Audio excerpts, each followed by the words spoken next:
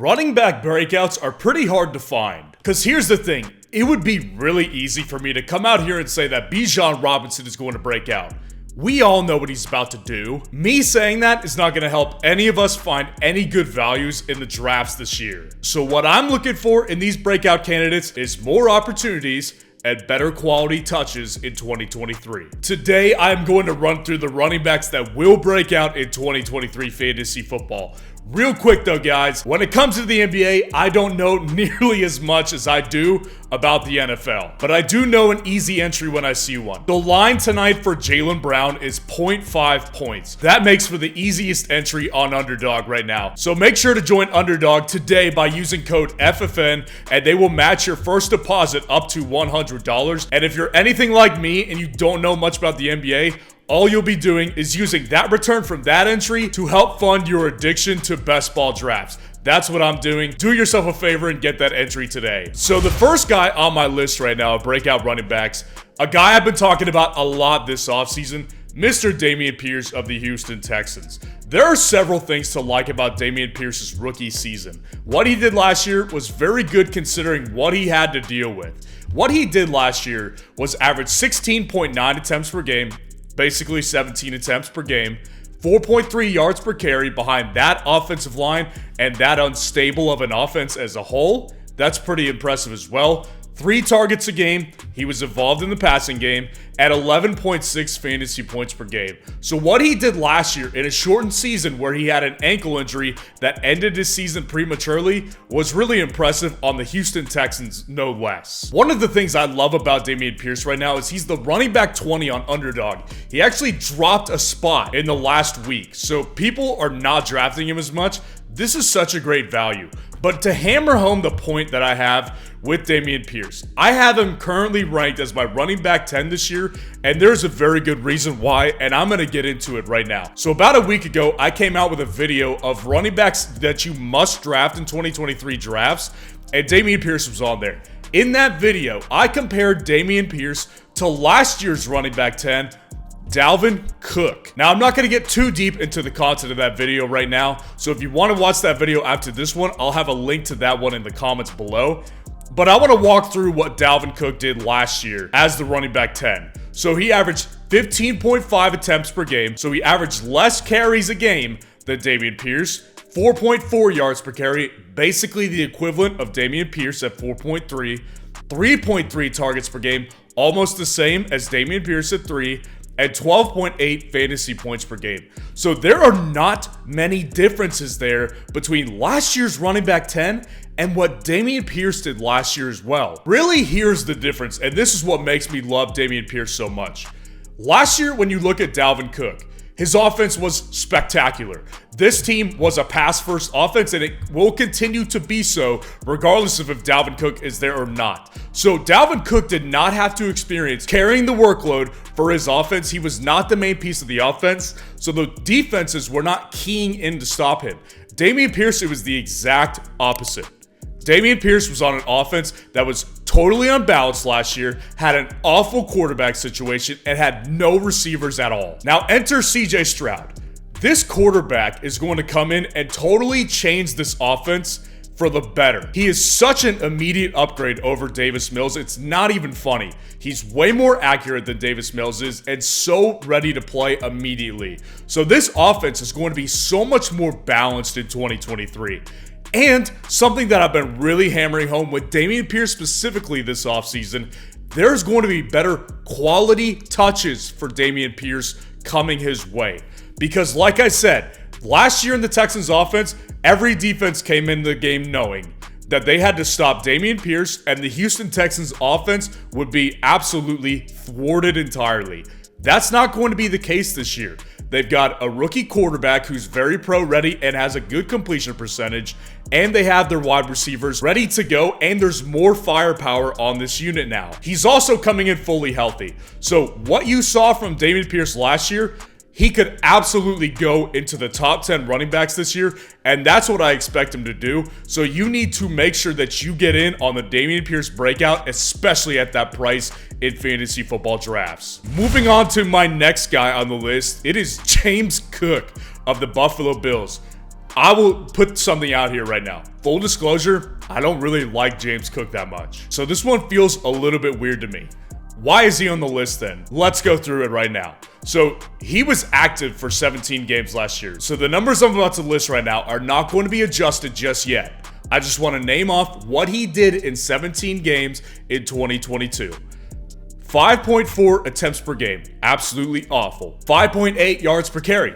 Efficiency, that's what we like to see. 1.9 targets per game and 5.7 fantasy points per game. So what he did last year with 17 games logged is not very good.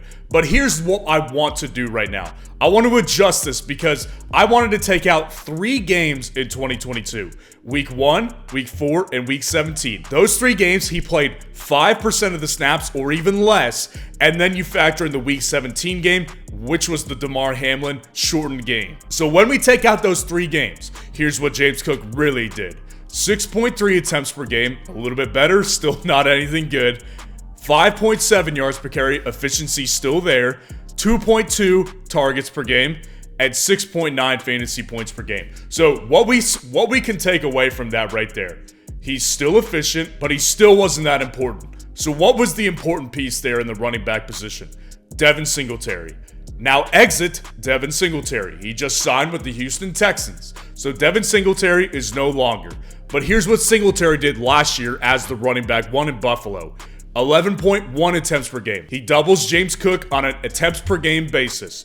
4.6 yards per carry. Not nearly as efficient as James Cook. 3.3 targets per game. Almost doubles him in targets per game. And 9.9 fantasy points per game for the RB24 finish in half PPR. So remember that because we're going to come back to that in a little bit here. So another guy that is entering in on this team is Damien Harris from the New England Patriots. Damien Harris last year averaged 10.6 attempts per game, 4.4 yards per carry, 2.3 targets per game, and 8.2 fantasy points per game. So here are the big takeaways from everything that I just listed off to you. So number 1, Buffalo does not run the ball much. They have not since Josh Allen took over. Josh Allen is the main weapon of this offense because he is a fantastic quarterback with fantastic weapons, and he also can run himself. So there is naturally going to be carries taken away from running backs, especially towards the goal line. What we can take away from this is that the Buffalo Bills want 2 things from their running backs. They want efficiency and they want pass catching upside. When you look at Damien Harris versus James Cook is way more efficient in the pass game and has so much more pass catching upside. Like I said, nobody is going to come out of this backfield as a top 10 running back in Buffalo. It's just not in the cards for the Buffalo Bills running backs. They just don't need running backs that much. But James Cook will lead this backfield. And as I said, I am not predicting fantasy superstardom here for James Cook. It's very unlikely that he becomes a top 10 running back. But as the running back 30 on Underdog right now, James Cook is going to break out this season because he will lead the running backs. He will have numbers similar to Devin Singletary, possibly better than last year. And this will be James Cook's breakout year in fantasy football. Mark it down. He could easily go from the running back 44 last year to the running back 24 in 2023. The next guy on the list is Mr. Khalil Herbert of the Chicago Bears. So when it comes to Khalil Herbert, there are 2 things working in his favor this year. He's the longest tenured running back on the roster, and the coaches really liked what they saw from him last year. Now keep in mind, this coaching staff is in their 2nd year. Matt Eberflus and his staff are in their 2nd year now. So they had the ability to see Khalil Herbert up close and personal last year be as efficient as he was. 9.9 attempts per game, and those numbers are skewed, by the way, because David Montgomery did miss 2 games. So keep in mind those numbers are a little bit skewed. 5.7 yards per carry, that is not skewed. That is very, very efficient, similar to the last guy we were just talking about. 1 target per game. Actually, technically less than 1 because he played 13 games and only logged 12 targets. So this is not much of a receiving back right here. And 8.7 fantasy points per game. So the difference between last year and this year is obviously David Montgomery is gone. So exit David Montgomery, and here's what you're leaving behind right here. 13.4 attempts per game, 4 yards per carry, 2.7 targets per game, and 10.7 fantasy points per game. Herbert is way more efficient than David Montgomery is. He always has been and he always will be. But here's the other important takeaway from this before we get too hot and bothered by Khalil Herbert, if you were anywhere close to that anyways. There's not much receiving volume in this backfield. The reason why is because, much aligned with every other running quarterback in the NFL today, when a quarterback has legs of his own, when the pocket breaks down, their first instinct is not to check the ball down and get the ball out of their own hands. Their first instinct is to roll out of the pocket and either make a play on the run or make a play by rolling out of the pocket, buying themselves some time, and throwing the ball down the field. That is a running quarterback's first instinct. When you have a guy like Jared Goff, Ben Roethlisberger in his last couple years, Tom Brady in his last couple years, those guys are way more willing to check the ball down to the running back. So those running backs on those teams were naturally getting more fantasy upside as a result of that because they were catching the dump-offs. That's not going to happen in Chicago. It has not happened with Justin Fields at the helm. So now you have 2 more running backs coming into this running back room this offseason. D'Onta Foreman and Roschon Johnson. Here's what I believe is going to happen. I believe that Khalil Herbert leads the backfield. I believe he is the running back 1, and he will take on a David Montgomery type of role.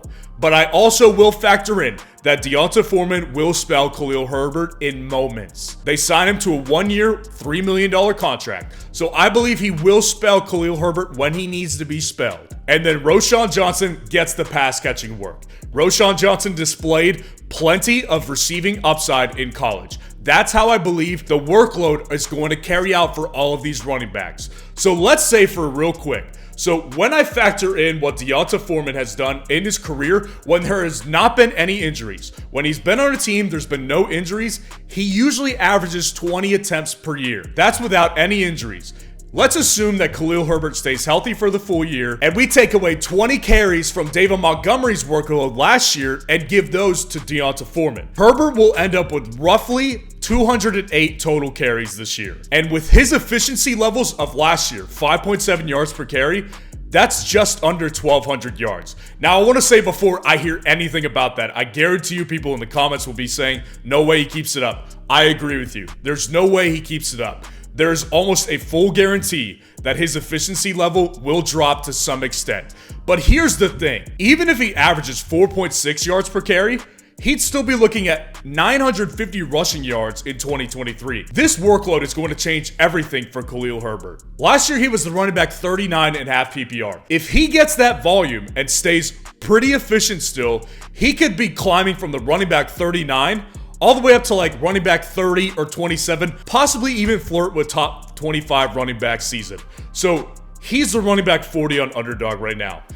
It is absolutely apparent to me that Khalil Herbert will break out this season because he is their main guy. He's been there the longest. He knows the offense the best.